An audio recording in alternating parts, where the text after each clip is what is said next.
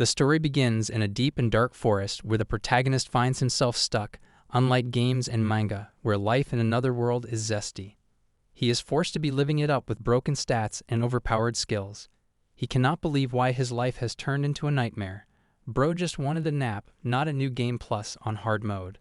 It all starts when he lands on the hard ground with a painful thud, and to make matters worse, he finds a beast man lying lifeless in front of him. Instantly, he prays that the poor soul may find some peace.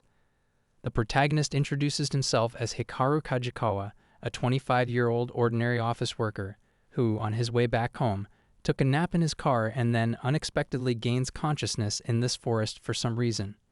From 9 to 5 to fight or die real quick. He is unable to comprehend the type of monster lying in front of him, and it is revealed that earlier he was attacked by that monster, and then he ended up killing it accidentally by falling over it from the tree. Man got isekai'd by gravity. Gravity needs to chill. When he frustratingly expresses his curiosity about the beast, like a bolt from the blue, a screen appears and reveals that the monster type is a kobold of level 1, dead with 0 vitality. Not even a boss fight, just body slam equals instant win. WWE style. Hikaru is astonished to see a game-like screen, and at first he feels as if living in a dream, but then the stinging effect coming from his rear makes him believe otherwise. If this is a dream, it needs a patch update. Too many bugs. It dawns on him that he has been isekai'd.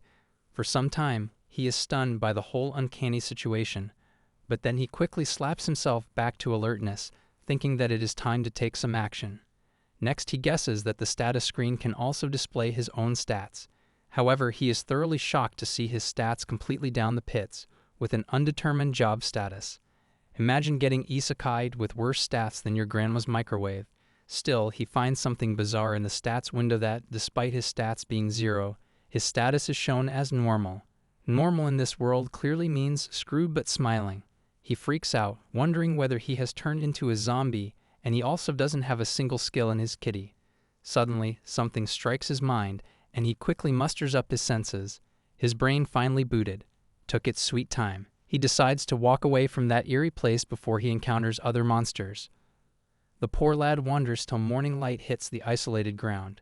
Sleep schedule ruined in both worlds now. He is quite distressed since until now he has spotted not a single human or dwelling, and he is exhausted with hunger and thirst.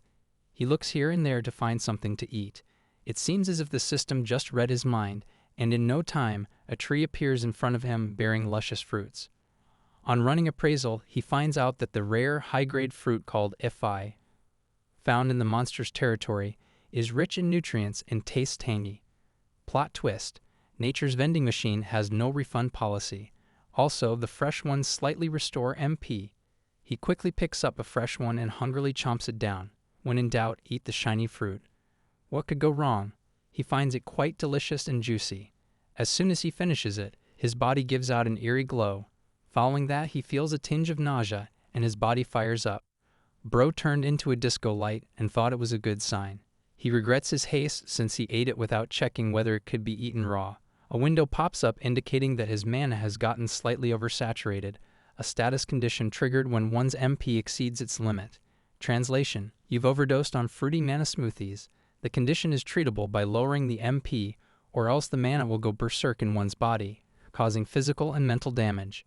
Great, now his digestive system is doing a boss fight. Hikaru gets panic-stricken, realizing that the heat he is feeling is actually overflowing mana. He is completely clueless about how to utilize excessive mana. Ah, yes, magical barfing, the ancient art of survival. It occurs to him that he can try vomiting out the extra mana. Next, he closes his eyes and focuses all the heat in his body towards his mouth. Surprisingly, the technique works, and all his nausea and heat are gone. A relieved Hikaru vows not to touch that creepy fruit again. Spoiler, he will absolutely touch that fruit again. But then his mind takes a U-turn, and he finds himself plucking off several of them, thinking that he can always puke out the excessive mana and feel full at the same time. As he is about to add one to his already saturated satchel, he is taken aback by some eerie sounds coming from behind. Bro invented magical bulimia and called it strategy. As he turns around, he is slightly intimidated to see a goblin grilling menacingly at him. On running appraisal, he finds out that the stats of the very hungry goblin are much better than his.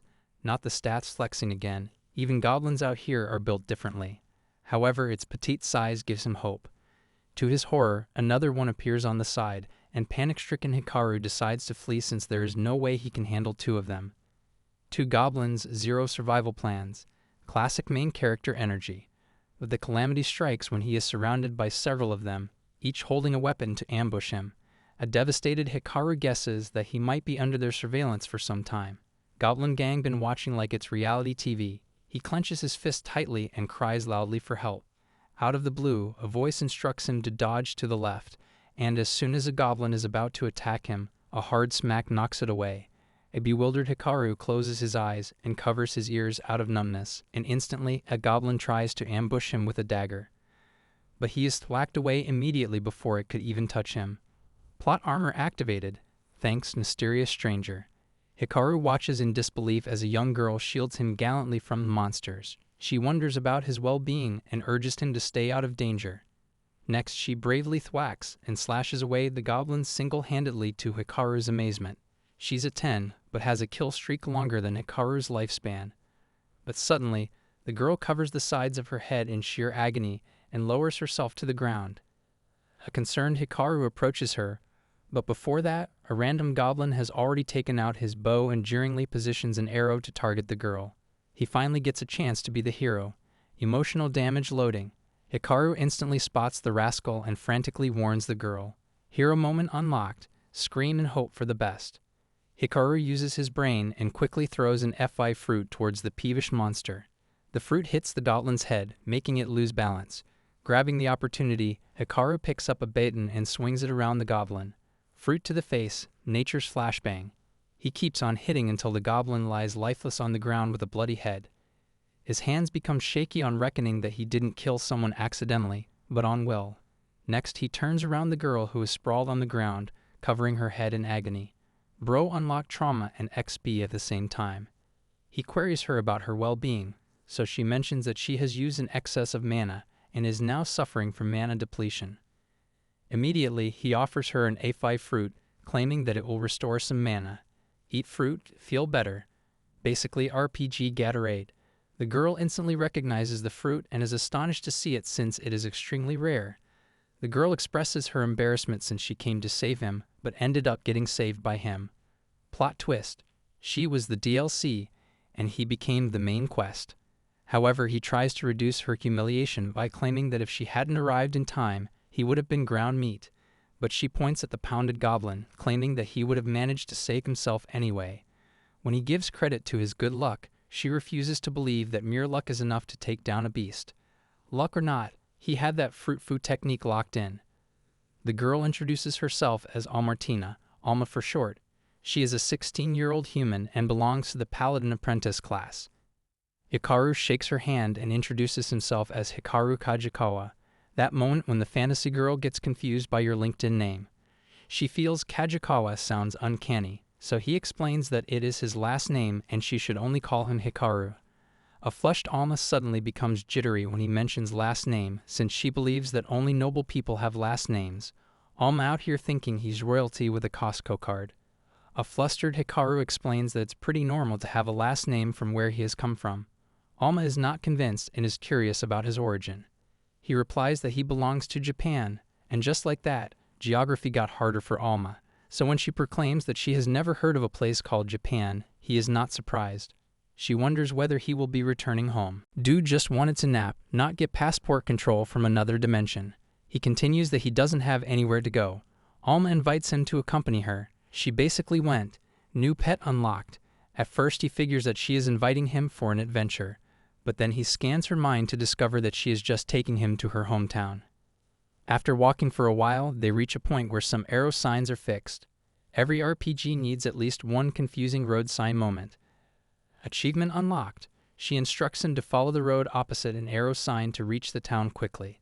That arrow sign indicated something in a different language, but the system quickly translates the message for him in English, and it says, "Danger sign, Gru's Beast Forest, do not enter without authorization."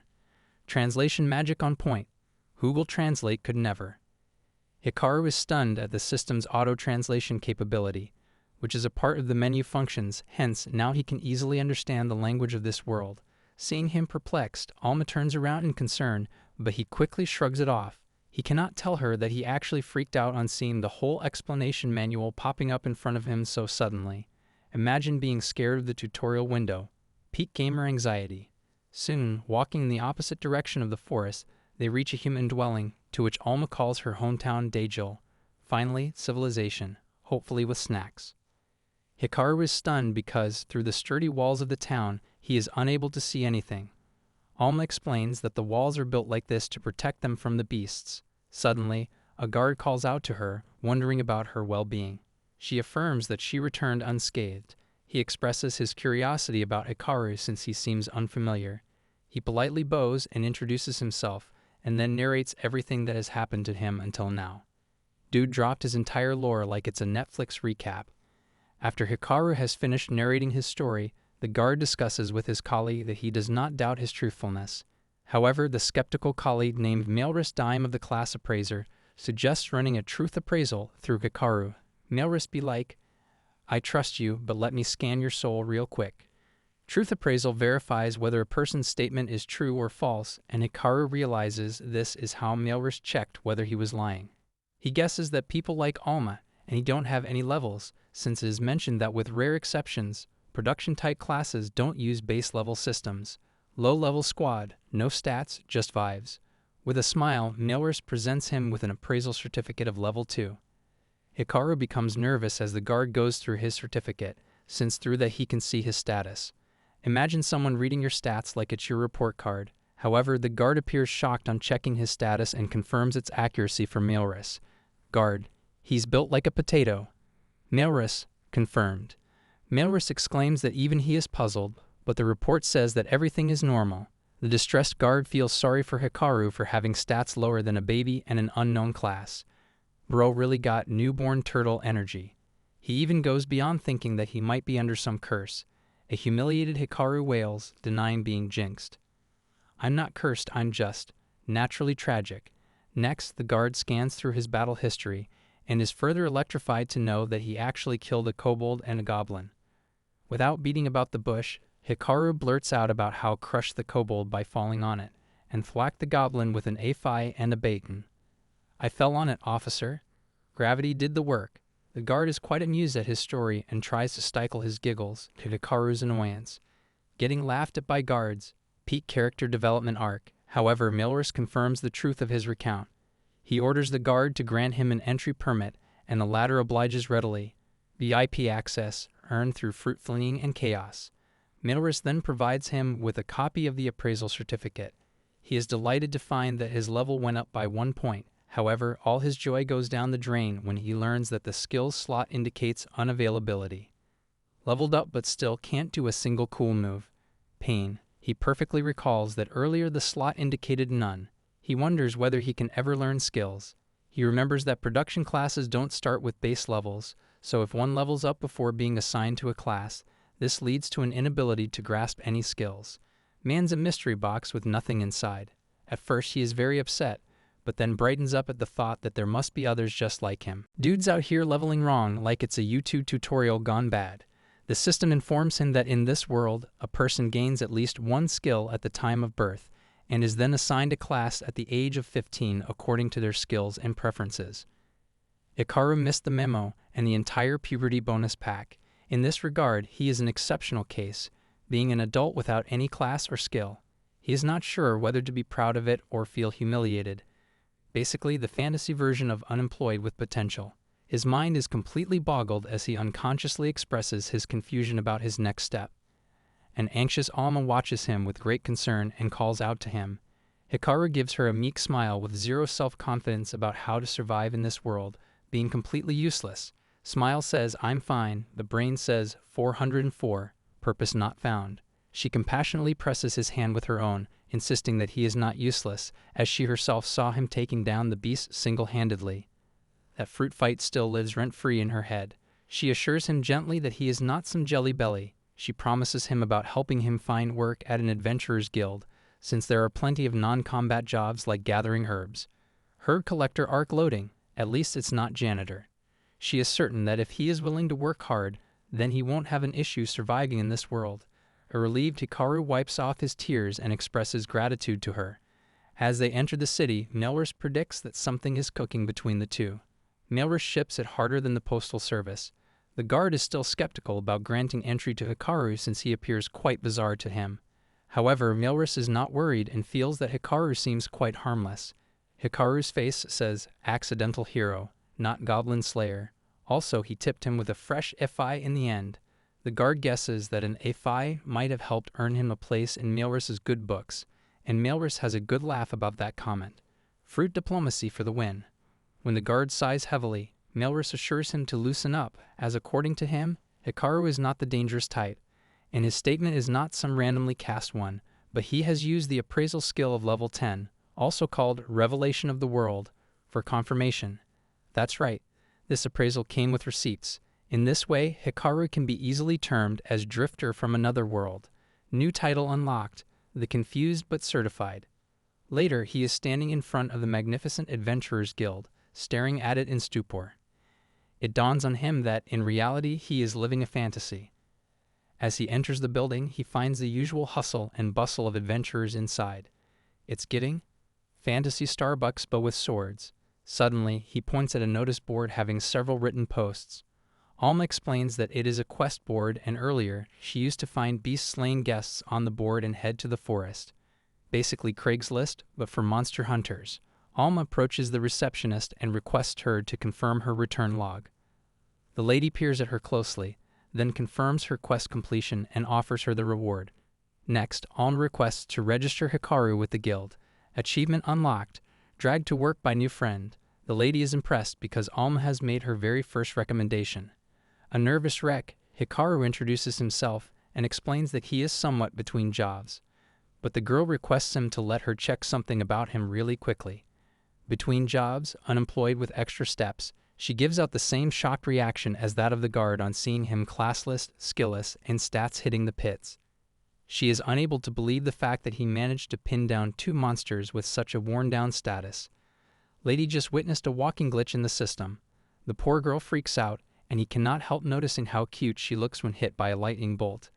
He simply mentions how nobody is ready to hire him, and that's why he is left to deal with safer quests to get by.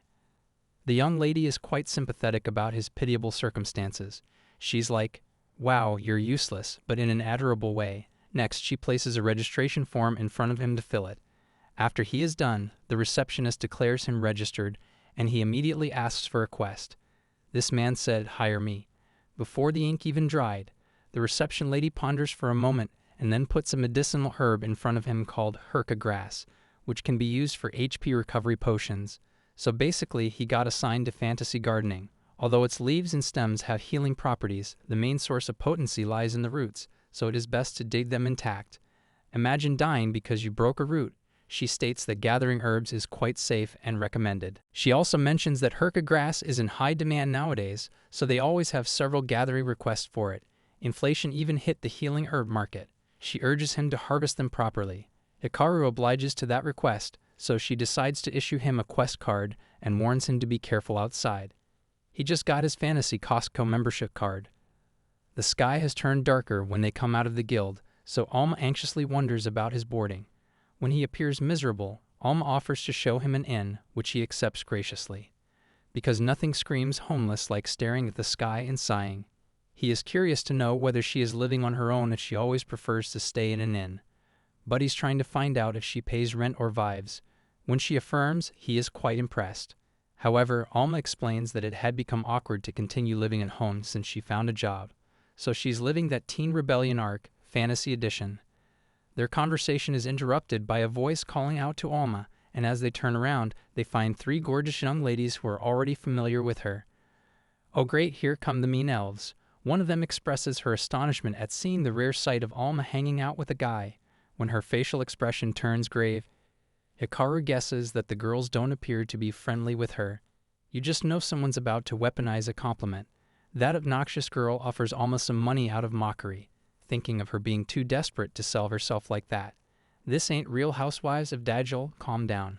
Another one adds spitefully to return that amount to double in 3 days, or else she would have her thrown in jail. However, the third girl frantically tries to stop the 2 plastics from being boorish.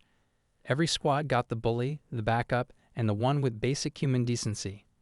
Meanwhile, Hikaru is taken aback by the acrid waves coming from those girls. Quite calmly, Alma explains that she is just guiding him to an inn for boarding. The peevish souls start again by jeering at her for staying at such a low-class inn. Imagine beefing over budget rooms. Priorities, please. One of them labels her as a struggler and mentions that the shabby inn actually suits someone like her, having a useless half-job. They threw shade and then built a house under it. Alma's face turns darker in humiliation. Somewhere in the background, Hikaru's thinking, "Can I go back to fighting goblins instead?" Although one of the girls tries to shut them off, they won't stop, causing Hikaru's temper to soar. One of the plastics urges Alma to stop pretending to be Miss Goody Two-Shoes all the time. However, this time, Hikaru comes forward, shielding Alma and claiming to be a miserable half-class. Bro activated. Rage mode, low stat edition. Still, he declares that he is quite proud of his status, as they can see how pitiable it is at a glance. He lauds them for being highly competent adventurers to discover his truth. Imagine flexing your trash stats like it's a badge of honor, respect. The girls are quite flabbergasted by his unexpected outburst, but then he readily shows them his appraisal certificate. The girls are startled to see his downgrade certificate, pitiably wondering about how he has survived all along since he's not even a half-class. Certified, sadness, level 2. But he is not ashamed, in fact emphasizes loudly how Alma has helped him despite his pathetic condition and declares her an angel instead of a human. Plot twist. NPC has more courage than most main characters. He nearly slams the certificate on one girl, who tries to ward him off from coming any closer to her. Hikaru out here slapping people with paperwork like it's a weapon. She warns Alma to choose her targets carefully next time. Instantly, the two girls turn away to flee from the sickening scene, while the more empathic one wishes him the best of luck. Even the nice one dropped a good luck old man dagger. Savage. Suddenly, Alma calls out to him, so he quickly apologizes to her for acting bizarre, and he even offers to walk a distance from her if she finds him too humiliating. Chivalry, but make it insecure. However, Alma regrets that because of her, he was compelled to disclose his status so openly, despite his insecurities. He sheepishly agrees that he wasn't eager to do so, but he has not forgotten the favors Alma has done for him earlier, so he proclaims that he would deal with such abashment rather than fighting a mob of goblins. Nothing bonds people like public humiliation, and stats reveal. Alma apologizes again and then thanks him. He cheerfully smiles and decides to head to the inn since he is feeling too drained. Alma agrees and instructs him to follow her. In time equals cry, eat bread, and question life choices. Secretly, he adds one more event to his list of cringeworthy moments, but he is glad that at least he helped out Alma. He cannot help but feel curious about the term half-class that one peevish girl used for Alma. Add it to the growing glossary of insults. The system reads his mind instantly, and then a screen pops up in front of him, updating him about the class Apprentice Paladin. System be like, "Oh, you're confused? Here's a data dump." He learns that this class is a combination of both apprentice swordsmanship and apprentice offensive magic skills. However, the bearer gains fewer stats that increase while leveling up, but their skills grow more and more compared to other apprentices. Hikaru finds out that the class he received is a jack of all, master of none. At first he doesn't think it's too bad, until he learns the catch. Once he reaches level 10, he has to choose a job path in either swordsmanship or magic. But after that, his growth rate becomes the same as any regular class, and all his current skills disappear. That's why the half-class is seen as a bad deal. Congrats, you evolved. Say goodbye to everything you learned. He suddenly has this urge to help Alma, and he suddenly spots something else at the bottom of the screen. Bonus quest unlocked. Save the girl from her underwhelming class. It is revealed that if some conditions are met, then no skills are lost at the time of job change. However, until now, no one has been able to fulfill those conditions. The game, this is totally possible. Also the game. Nobody's done it though. For instance, to become a swordsman, one should acquire swordsmanship skills and reach a base level of 10. He realizes that if Alma completes the criteria, then no one would mock her as half-class. Let's be real, she's gonna need anime-level determination for this. So when he expresses curiosity about the requirements for that hidden class, the system is unable to answer. System.x has stopped responding. Please restart questline. Slightly disappointed, Hikaru reckons that not everything can be known, but he really hopes to find a way out for Alma. Someone get this man a sidekick badge already. At the inn, Hikaru brings in a box of ingredients that he purposely brought to try out food from the other world. However, he finds the food quite pricey. For instance, 2 sets of sandwiches cost the same as 1 night in the inn, that is 1,000 yen. He is also informed that the food prepared by skilled chefs is considered a luxury item for combat classes, which is why it is so expensive. Fantasy DoorDash is out here robbing adventurers blind, but he has found an easy way out upon learning that the inn also has a kitchen, so he decides to cook for himself from the next day. Next episode, Isekai Kitchen Nightmares. Meanwhile, he is curious that Alma hasn't bought anything to eat for herself, so she mentions that she has some meat and bread stored. Soon she places the meat on the skillet, and then zaps a blaring flash from her finger to ignite the stove. Girl just hit the grill with a finger laser like it's no big deal. A flabbergasted Hikaru wonders whether she used her ring for the lighter. She shows him the ring and explains that it can be used for basic everyday magic. The ring is provided by the inn as a basic amenity, so it can be used for free for simple spells like igniting, water stream, and dry wind. Imagine a hotel offering free Wi-Fi and fireball powers. The ring is ideal for non-magic users and only consumes 1 MP per use. Hikaru gets excited, thinking, finally, I can do sparkly finger tricks too. But his excitement fades fast when he learns it costs 100,000 yen, far more than he can afford. Disappointed, he realizes just how convenient it would have been to use magic anytime. While it said, nope, dreams cancelled, on seeing thick smoke coming from the skillet, he warns Alma about the scorched meat, but she assures him that it is fine. So when she presents the blackened meat along with dry bread, a shocked Hikaru wonders whether she is such a bad cook since combat classes can never cook. Even the bread looked away in shame. She completely agrees with him since the most they can do is cut and grill. And even then, scathing is quite normal. She's out here serving charred surprise. It dawns on him the real reason Alma appeared baffled while buying ingredients earlier. He realizes that just as production classes struggle in combat classes can't learn production skills, unless there's a rare exception. Basically, the RPG version of stay in your lane, and now he understands why the system mentioned that jobs are usually assigned according to your skills. Soon they eat in dreadful silence, and he wonders if every meal is going to be this depressing from now onwards, since Alma even refused his offer to trade jobs with him. Dinner. 10% meat, 90% existential crisis. Suddenly, his face lights up at the thought of going together on the quest the next day. The next morning, as he begins harvesting the herka grass, Alma gets busy in her quest for grass rat subjugation. Let's go. Farmer side quest unlocked. He watches her in awe, thinking about how strong she is as she swiftly thwacks and smacks down the fleeting rodents. Alma's out there speedrunning pest control. Suddenly, he notices in a stupor that her sword is glowing. Alma's yell breaks his stance as she warns him not to go overboard while harvesting the herbs at one spot, since the surrounding soil will lose its strength and will become infertile. Bro almost terraformed a crater just trying to grab some weeds. He obliges and notices that they have been working for too long. Alma finds a clearing to take a break. As she is about to take out her dreary lunch, you just know that Bread's been judging her from the bag. Hikaru animatedly stops her from doing so and offers her to try something he made for lunch. In no time, he puts forward a sumptuous ginger pork rice burger in front of stunned Alma, who claims that she has never tried something like this before. Plot twist. The man can cook, and it ain't burnt. She cannot believe that he actually cooked the dish without having any cooking skills. He grins and explains that he lived alone back at home, so he used to cook for himself usually. Solo life finally paid off. He got XP in real-life Rim and Mastery. Alma apprehensively takes a bite from the wrap. Cue emotional music and slow-motion food sparkle scene. As soon as she digs into the wrap, her face dazzles, and she blurts out that it is quite delicious. She claims that she has never eaten anything like that, and the burger isn't made up of bread but air rice.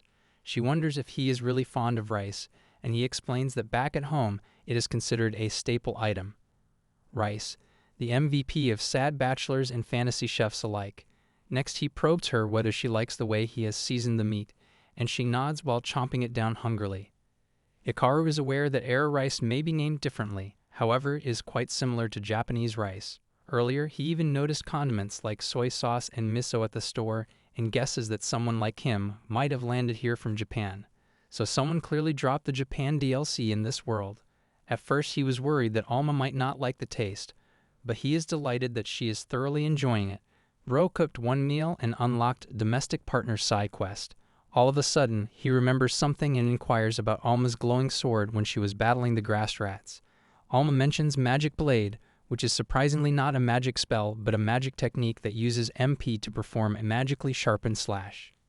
Translation: it's not a spell, it's style. Hikaru is awestruck since he didn't know that one could use mana like that. He heartily lauds her amazing skills. However, a dejected-looking Alma is not certain about that as she feels stuck in the middle. Girl's got powers and still caught in a magical midlife crisis. She is quite aware that very soon she will have to choose between swordsmanship and magic skills, so currently she finds herself in an inadequate class. Still, she feels that it is perfect for someone indecisive like her, who cannot choose between swords and spells. Her class? Indecisive.x, running both swords and spells. Hikaru anxiously lifts her spirits by convincing her that she is not some weak half-class, as she is an expert in both swordsmanship and magic. Dude's giving the your special speech like a motivational poster. He claims that he believes there is a reason behind that class, which lets her use both the sword and spells. He recalls the third option in which no skills are lost while switching jobs, but he keeps it to himself for now. RPG logic. Hidden cheat code only the underdogs get. He surprises her by declaring that they both will find a way so that she can keep both skills. Next, he sheepishly scratches his head, realizing that he's being such a big mouth for a person possessing 0 skills. When you hype someone up, then realize you have 0 skills. But her face brightens at the hope, and she promises that she will try her best. Hikaru smiles and assures her that he will help her as much as he can. Power of friendship activated. Cooking skill still the party's only carry. Also, she requests him to cook for her and ensures his payment. She praises his food as tasty and nutritious, making Hikaru blush before proudly accepting the compliment. He's now basically a private chef with emotional support perks. Later, at the guild, the receptionist is stunned by the massive pile of herbs they turn in. Hikaru, feeling smug, says it's all his. When she assumes some belong to Alma, he insists it's his solo haul. Alma looks just as confused as the receptionist. 2 puzzled girls, one overachieving farm boy. Shocked, he gathered everything alone. The receptionist wails, dreading the appraisal workload. From then on, she always gives him a miserable look whenever he takes a herb-collecting quest. He didn't mean to break her, he just needs rent money. One day, after they are finished with their meal, Hikaru shockingly realizes that he has run out of mana. Alma assures him that she will take care of the dishes, and he can always go to his room and rest. When he tries to protest, she urges him not to push himself, even if he is able to move a little. Rose got 0 MP, but still wants to wash plates like a champ. He is aware that in this world, when one is out of mana, they enter a state called mana depletion. In this state, one's MP drops to 0 with a loss of consciousness. The mana quantity can be revived naturally within 1 to several days unless provided by some external source. Translation: nap it off or find a magical energy drink. Exceptionally, Hikaru is still able to move, probably because he is from another world. He recalls how Alma was astonished to discover his exceptional case. Currently, Alma praises the meal he cooked that evening and requests that he let her help clean up. She's impressed, but Loki wondering if he's a magical rice cooker. He finally obliges and expresses his gratitude. Even while lying on the bed, his restless mind ponders that although he is able to use some magic through the ring, his usable mana is in pits. His MP bar looks like a phone battery on 1% at midnight. Until now, he has been regularly increasing his max MP by using it all up, but still wants to find a more convincing way to raise it even more. Instantly, a screen pops up in front of him suggesting a mana overload, in which, when mana is provided exceeding the max MP, mana is consumed until it drops below the maximum. Because when in doubt, go full chaos mode. Hikaru brightens up at this brilliant suggestion and ponders that if he uses up the excess mana quickly, there will be almost no damage. To his astonishment, the system advises him not to use mana overload. Systems like, we said overload, not explode.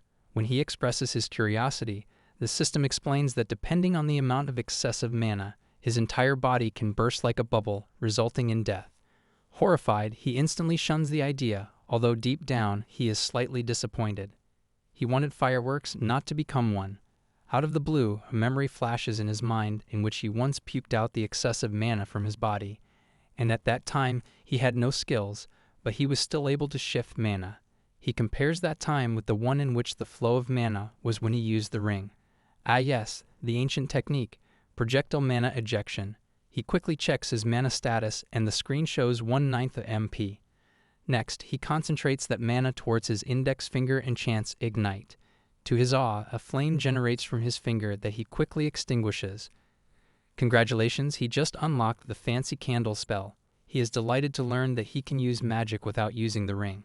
He pushes an exhilarated punch in the air, declaring that his dream of becoming a wizard will soon turn into reality. Next stop, Hogwarts, Budget Edition. Suddenly, it strikes him that it was a piece of cake for him to use that kind of magic, and he wonders whether non-magic people can easily pull those tricks.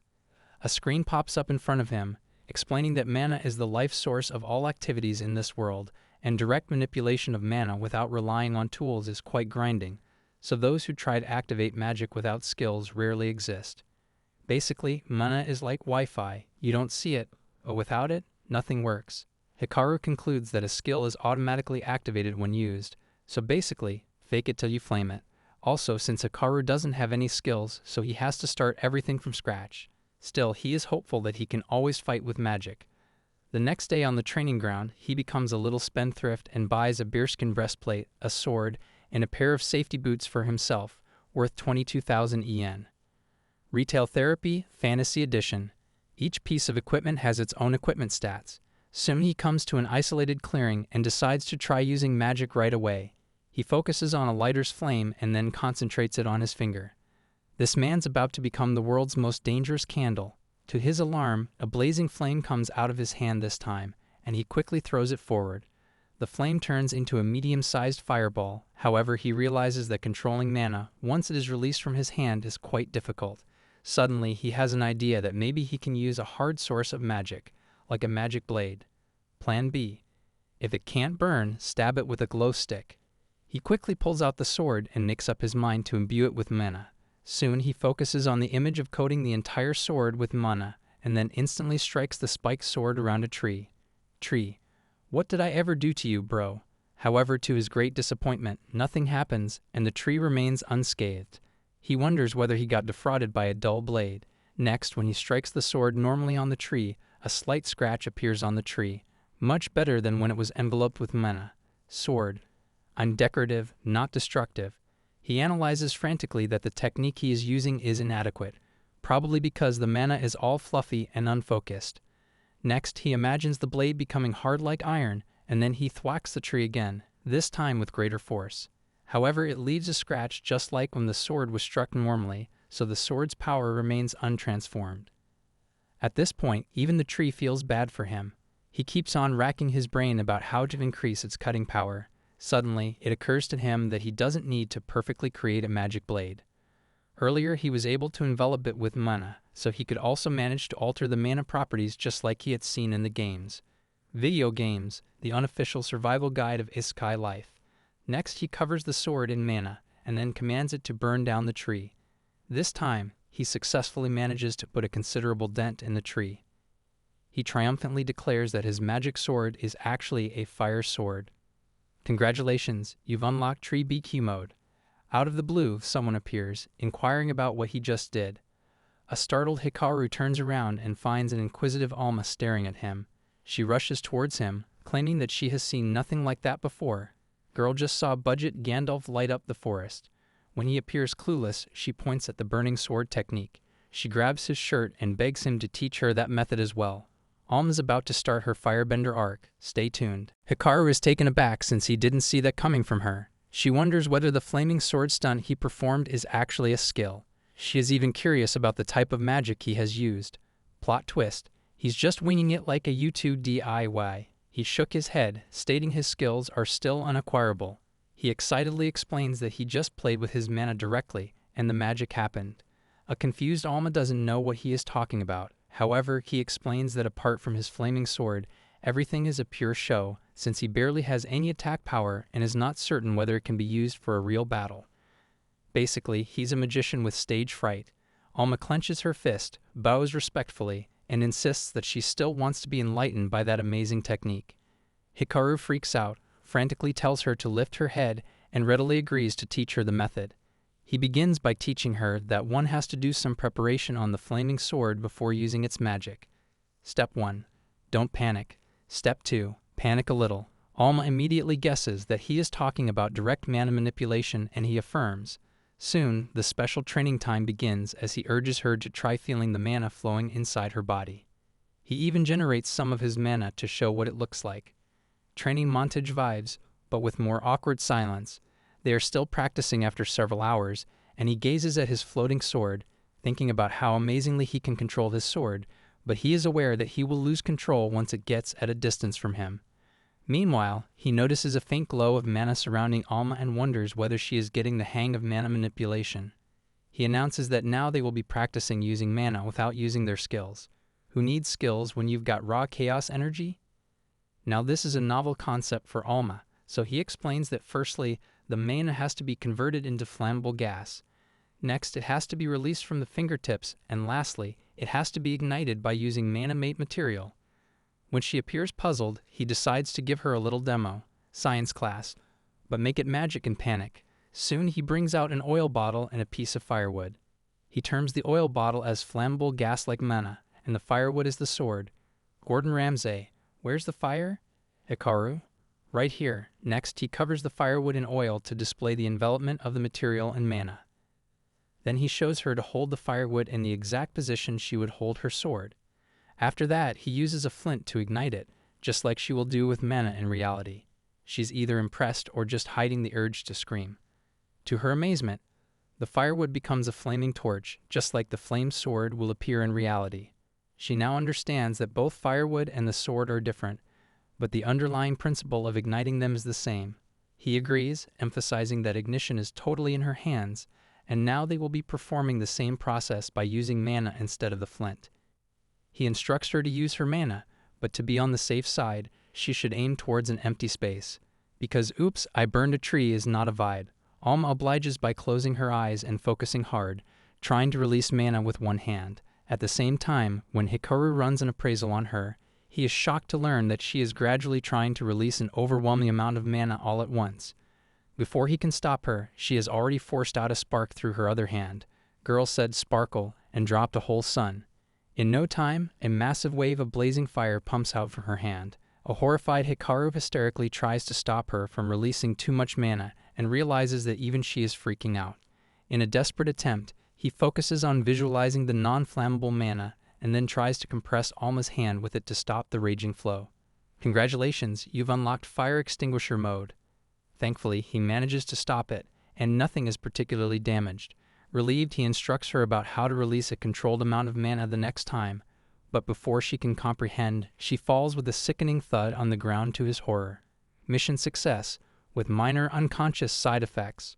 It takes him a while to realize that she passed out from mana exhaustion. He grabs her hand and decides to give her an external supply of mana by closing his eyes and concentrating on transferring his mana to her body. Slowly and gradually, she regains consciousness and becomes uptight upon recalling the horrendous fire she created. Plot twist. She thought she just left the stove on. The whole forest almost got roasted. He calms her down, assuring her that the fire was extinguished hours ago and no serious damage was done. He exclaims that he had no idea that she possesses such insane mana power, and she readily admits it. He informs her that he managed to revive her by transferring some mana. However, she has only 5 MP left. She basically has enough energy left to toast a marshmallow max. He suggests calling it a day and heading back. As Alma tries getting on her feet, her head spins out of dizziness, so he offers her a piggyback ride since she doesn't look in position to walk back to the inn. Hikaru unlocked a new skill, Emergency Uber Mode. She doesn't argue much and hops on his back. On their way back, she expresses her curiosity about him, knowing about her mana stats. At that point, he decides to tell her the truth and narrates that ever since he woke up in the forest, he has been able to use his appraisal skills, or see through people's and objects' statuses. Alma warns him not to reveal this uncanny skill to everyone, and he assures her that he already knows that. Basically, he's a walking lie detector with social anxiety. In no time, Alma dozes off, and he can hear her snore. A smile plays on his lips, and soon, in the dark of the night, he carries her to the inn. In the coming days, he makes her practice how to control her mana flow and use it to ignite a fire. Step 1. Don't torch the teacher. Step 2. Still don't torch the teacher. After 7 days, he makes her hold the sword, instructs her to concentrate, and slowly engulf it with her mana. Next, he urges her to ignite, and amazingly, she manages to turn her sword into a controlled flame torch. She victoriously declares that she managed to create a magic sword, and a delighted Hikaru lauds her efforts. Achievement unlocked. Sword BBQ mode activated. He runs an appraisal through her and discovers that the magic sword has been added to her skills. He even reveals that now she has more job options if she wants to switch. To her astonishment, she is not an apprentice anymore but a paladin, and she can switch to a high class once her base level goes up by 1. From intern to CEO in just 7 days. Hogwarts could never. An emotional Alma wonders whether she is dreaming. However, he insists that all of this became possible due to her diligence and hard work. Tearfully, she dashes towards him in a tight embrace and expresses her gratitude. A jittery Hikaru tries to calm her down. His internal monologue, "Bro, I was just trying to not die." Once she has normalized herself, he tells her about his next step, which is to raise their level and officially make a job change. He suggests taking some magical beast subjugation quests. She readily agrees since they haven't shown their faces in the guild for some time and are struggling financially. Translation: Rogue Squad returns with 20 EXP and 2 apples. An animated Hikaru decides to head towards the Gruo's Beast Forest that day. While he is announcing his plan loudly, an enormous set of monster feet appears at a distance, indicating that some mysterious creature is keeping them under close vigilance. Cue boss music, and probably a pants-wetting moment. The next day, the duo can be seen gallantly fighting various monsters. Fortunately, they manage to pin down several beasts, and an elated Hikaru gives credit to Alma's magic sword skill. Alma agrees that she is surprised at such a marvelous technique. Monsters, we came to fight, not be grilled by a magic BBQ. The magic sword skill temporarily spikes up a sword with an attacker's mana, allowing it to exhibit different properties based on material. Alma has been granted level 1 of that technique as it shrouds her sword in flames, granting it the fire attribute and adding half of her intelligence stat to her attack power. Hikaru is so impressed by her development that he finds his magic sword a joke compared to hers. His sword, am I just a flashlight with delusions of grandeur? The system elaborates to him that the magic sword is basically a swordsmanship skill that is typically acquired when all respective attack magic skills reach level 4. However, Alma is able to recreate a pseudo-magic sword through direct mana manipulation and can also boost its power by adding more mana. Suddenly, they hear a sharp scraping sound. Cue dramatic monster entrance music. Spotify who? Alma instantly turns around in that direction and alerts him about someone heading towards them. Hikaru is doubtful because, according to his knowledge, monsters rarely show up at the entrance. Like a bolt from the blue, a sinister-looking monster appears from behind the bushes, and the system identifies it as the demonic beast, Hobgoblin of level 12. Hikaru, bro came out the bushes like you rang. Alma is thunderstruck because usually, monsters over here shouldn't be higher than level 9. She is further distressed to spot several goblins accompanying that hideous beast. Hikaru gives a sensible solution to head back and get back up from the guild, and she completely agrees with him. Goblins, nah fam, y'all trapped in this DLC now. But things don't end here, as a very swift flying creature strikes them suddenly, and they learn that it is another demonic beast called Bladewing of level 11 that resembles a falcon. A vigilant Hikaru manages to ward it off, but he observes that his MP and HP both drop considerably after being struck by that awful bird. The system informs him that he consumed HP equivalent to the damage he was unable to block. Bird, your HP is my snack now, thanks. However, the good news is that as long as he doesn't fully run out of HP, his body won't sustain any severe injuries. A relieved Hikaru realizes what HP actually means in his case. Unfortunately, they aren't able to run that far since very soon they are surrounded by that vicious hobgoblin and his goofballs. Goblin squad pulling up like it's TikTok live. Now Alma suggests he escape while she tries to lure them towards herself, but he instantly refuses. This is because even if he tries to flee, the horrendous eagle-like bird that is menacingly hovering over them will tear him apart. Alma helplessly wonders about their next step, so he presents her with an idea that he secretly whispers to her ear. Plot twist. It's not a plan, just his grocery list.